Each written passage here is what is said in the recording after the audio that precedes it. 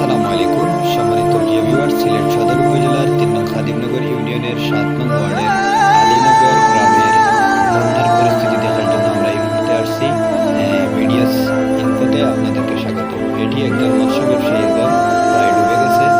পানির স্রোতে ভেঙে গেছে একটি দেওয়াল।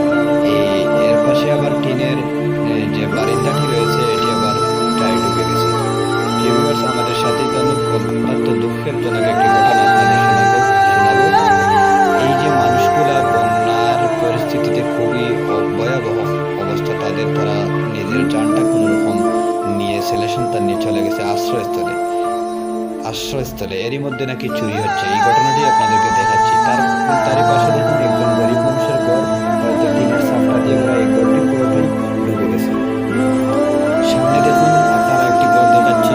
এই যে একটি ঘরের পাশে হয়তো এই যে ঘরটি একটু দরজা খোলা দেখা যাচ্ছে। এটি একটি এনজিও স্কুল ছিল। এই স্কুলটার ঠিক 15-20 ফুট পিছনে নদী আছে। আমরা এখন কিন্তু খুব চূড়ান্ত পর্যায়ে চলে এসেছি পানির, যেটি অনেক দূরে। আর এই যে সামনে একটি ঘর, এটি গোবিন্দ নামে একটি লোকের ঘর। এরই মধ্যে নাকি এই অসহায়ত্বের সুযোগ নিয়ে কিছু মানুষ নৌকা নিয়ে চুরি করতেছে। দুটি স্টিলের দরজা নিয়ে গেছে। এরকম জঘন্য লোক আমাদের সমাজে আছে। আমরা এতই খারাপ যে মানুষের অসহায়ত্বের সুযোগ নিচ্ছি। এমনিতেই তারা ঘর ছাড়া, ঘরের সব কিছু তছনছ হয়ে গেছে। ঘরের ভিতরে বেসে যাচ্ছে অনেক কিছু, মালামাল নষ্ট হয়ে যাচ্ছে। ঠিকমতো তারা খোঁজ খবর নিতে পারছে না। তারই মধ্যে চুরি, এই খবর শুনে আমরা না দেখে পারলাম না। প্রিয় ভিউয়ার্স, আশা করি হয়তো ভিডিওটি ভালো লাগবে।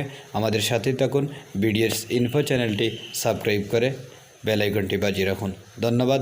পরবর্তী ভিডিও খুব শীঘ্রই আসবে।